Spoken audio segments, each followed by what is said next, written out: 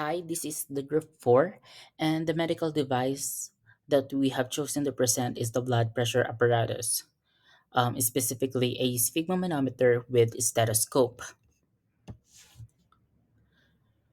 For our content outline, we will be discussing the meaning of a sphygmomanometer and the stethoscope, its types, parts, and uses, as as well as the stepwise manner on how to properly use these devices. And for the last topic, we will be counseling or giving tips for the patients for them to know the do's and the don'ts while using these devices. First, let us define what a sphygmomanometer and stethoscope is. The name sphygmomanometer comes from the Greek prefix Sphygmos, meaning pulse. It is attached to the scientific term manometer. A manometer is a device that measures pressure by looking at how much the pressure causes a column of fluid to rise against a scale. Basically, a sphygmomanometer is an instrument for measuring blood pressure. It is typically consists of an inflatable rubber cuff which is applied to the arm, and it is connected to a column of mercury next to a graduated scale.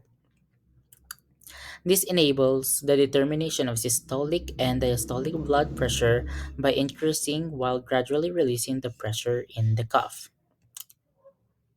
A stethoscope, on the other hand, is a medical device that is used for hearing, listening, or listening to one's heartbeat, breath, or pulse. It came from the Greek word stethos, which means chest or breast, and added the suffix scope, which means an instrument for seeing. So when you combine these two words, the meaning of stethoscope is fairly straightforward. So there are types of sphygmomanometer. There is the manual sphygmomanometer, the digital, and the aneroid sphygmomanometer. Let us first discuss the manual sphygmomanometer. Um, Manual sphygmomanometer has a type which is the mercury sphygmomanometer. Mercury sphygmomanometer measures blood pressure by tracking the height of a column of mercury, and it is tend to be used on or for clinical trials and in testing of high risk patients. Next type for sphygmomanometer is the aneroid sphygmomanometer.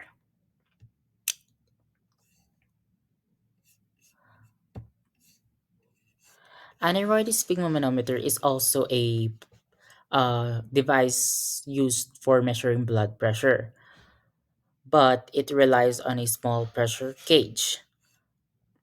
Both the aneroid sphygmomanometer and the mercury sphygmomanometer uses um, either a rubber or a silicone pump. But the third type of sphygmomanometer is the digital sphygmomanometer. Like the aneroid and the manual sphygmomanometer, there will also be a cuff that will be wrapped around the patient's arm. But unlike the manual and the aneroid device, the digital sphygmomanometer doesn't have a pump. Instead, it has a button on the device itself that when you push it or click it, um, the device will automatically pump air on its own. So those are the types of sphygmomanometer. How about stethoscope? So there are also different types of stethoscope. We actually have six. These are the acoustic stethoscope, electronic stethoscope, the stethoscope, the Doppler stethoscope, the pediatric, and the cardiology stethoscope. For our first type of stethoscope, it is the acoustic stethoscope. This stethoscope is used to operate on the transmission of sound from the chest piece via air-filled hollow tubes to the listener's ear. Next type is the electron. Stethoscope. It is a digital stethoscope. It is able to convert an acoustic sound to electronic signals, which can be further amplified for optimal listening. These electronic signals can be further processed and digitalized to transmit to a personal computer or a laptop. The third type of stethoscope is the fetal stethoscope. As the word fetal describes, fetal stethoscope is used to check for unborn baby's heartbeat. It is an easy way to reassure yourself that the baby is safe and healthy at the comfort of your home. It is also used to calm the minds of the first time parents or those mothers who are in high risk pregnancy. Next type is the Doppler stethoscope. This is the first line diagnostic tool to be used in primary care for the detection of ischemia in the lower extremities. The Doppler stethoscope is also known as the Doppler's ultrasound. It is used to assess peripheral pulses that are difficult to access using the traditional stethoscope, like the acoustic stethoscope. It detects movement of red blood cells through a blood vessel, in contrast to a conventional stethoscope. Um, it eliminates environmental sound. Next type is the pediatric stethoscope. This stethoscope is used by professionals and even students to identify, listen to, and study heartbeat, lungs, and other body sounds for physical assessment and diagnosis in infant patients. The last part of stethoscope is the cardiology stethoscope. This stethoscope is used to hear the intricacies of the heartbeat, and it is sonically sensed that heart pumping through different regions of the heart. The acoustic of the heart can be subtle, but and cardiologists often practice sound or practice using this stethoscope. So we have discussed the types of sphygmomanometer and the stethoscope. So this is what a sphygmomanometer looks like. So for its part, there is five main component: the bladder, the cuff manometer, the valve, and the bulb. Let us first discuss the bulb or the bladder. I mean, the bladder is an inflatable bag that is used to compress the arm to obstruct the artery. Bladders must have particular dimension or criteria to ensure full arterial compression. Next part is the cuff. The cuff is what holds the bladder in place around the arm during the measurement. The cuff must be designed properly in terms of positioning to provide an accurate measurement. The next part will be the manometer. A manometer is a device that measures air pressure in millimeters of mercury. We know the millimeters of mercury as mmHg. An anaerobic sphygmomanometer is a type of manometer device. It has a watch-like mechanism that measures the air pressure delivered to the cuff. It also has the gauge that uses a sequence of copper or beryllium to expand the diaphragm. And it has gears to translate the linear movement of the diaphragm into the millimeters of mercury measurements. Next part will be the valve. Um, this is this is a deflation valve, and it is used to keep the cuff in place. This part is crucial for obtaining an accurate measurement. Last part for our sphygmomanometer is the bulb. The bulb is used to pump air into the cuff. So those are the five parts of a sphygmomanometer. So what about the stethoscope? There is also a five. There is also a five parts of a stethoscope: the earbuds, the binaural, the tubing, the stem or yoke, and the chest piece, which consists of the bell and the diaphragm. Let us first discuss the earbuds. Earbuds, it is the part that will be inserted into the canals of the examiner for the transmission of the sounds. A comfortable and well-fitting earpiece are required for extended use and accurate hearing. Next part will be the binaural. This is what holds the earpiece and the chest piece. The binaural connects the two parts together. Next part will be the tubing. The tubing is the part that facilitates the conveyance of sounds between the chest piece and the earpiece. Superior tubing assures minimal sound loss, allowing for precise auscultation. Um, Second to the last part of the stethoscope is the stem or yoke. This is the part of the chest piece or the stethoscope rather, which hold the chest piece and the binaural together. Um, this part ensures that the two parts are always positioned correctly. The next, the last part is the chest piece. It is responsible recording body noises. It consists of the two sides, which is the bell and the diaphragm.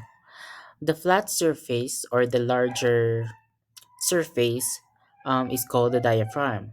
It is used for high frequency sounds like heart murmurs and the respiratory sounds.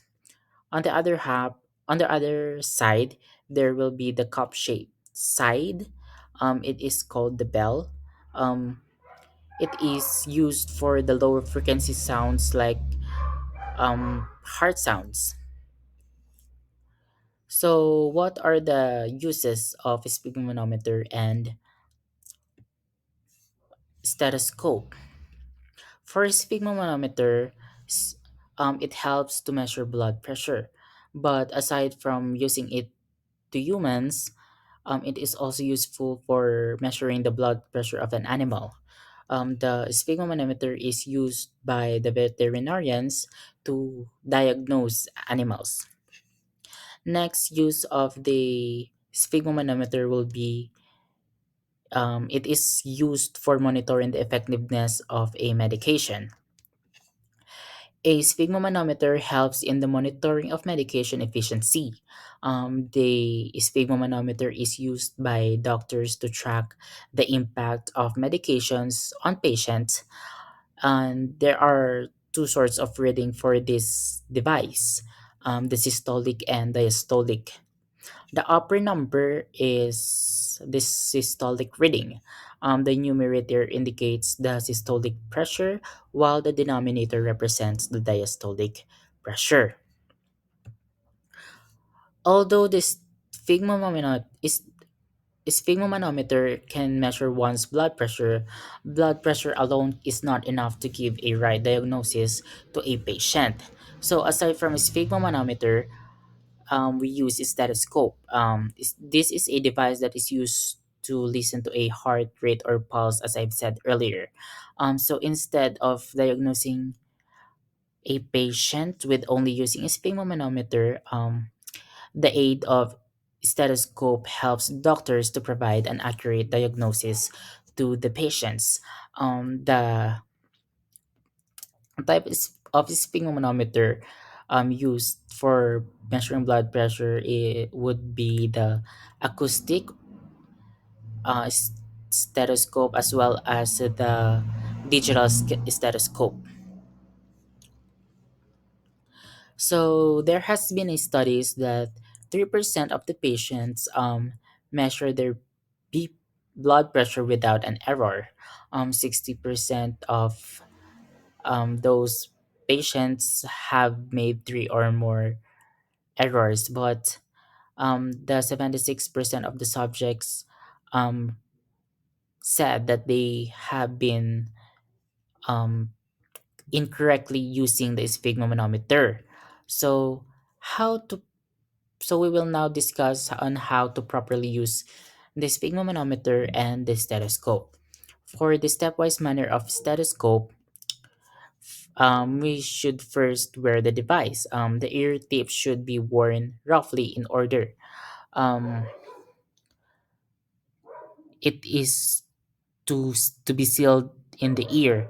Um, when you do it right, the tips will directly toward the nose, and the external noises should come milder. The second step would be to consider whether to apply the diaphragm or the bell. As I've said earlier, the diaphragm is used for high frequency and the bell is used for low frequency sounds. Um, for to further elaborate, the diaphragm is ideal for high pitched sounds such as the breath sounds and normal heartbeat sounds. The bell, on the other hand, is suitable for low pitched sounds like heart murmuring and bowel sounds. Third step would be holding the device. The examiner should hold the chest piece with your hand between the index and the middle fingers, the hair, um, just above the knuckle. Curl the thumb under the tube to avoid interfering noise. So we should hold it like this. Just imagine that the bell or the diaphragm is here, and this thumb will be holding the tube. Lastly, we should place the device to the body. The stethoscope should be properly placed against the patient's skin or at most one layer of the clothing if it is necessary. So next is the stepwise manner of the sphygmomanometer. The sphygmomanometer first step is to fasten the cuff around the bare upper arm. Next is to close the valve on the rubber bulb by turning the screw to the right, and if you will do it right, the screw will get shorter. The next step would be to feel for a pulse just below the cuff on the inside of the elbow. Um, Putting the stethoscope over the pulse and put the earpiece in the ears. Next step would be the pumping the cup up by squeezing the bulb. Um, as you pump the needle, it will move. So when you reach 20, you should stop pumping. The next step would be to open the valve just a little so that the air leaks out slowly. The last step would be the needle will begin to go back. If the valve is closed, it will stay at 200. So opening the valve is a crucial step for sphygmomanometer. So to further elaborate or give visualization on how to properly use the sphygmomanometer with stethoscope, here is a video of our groupmate Jenny Cortez using or um yeah using a sphygmomanometer.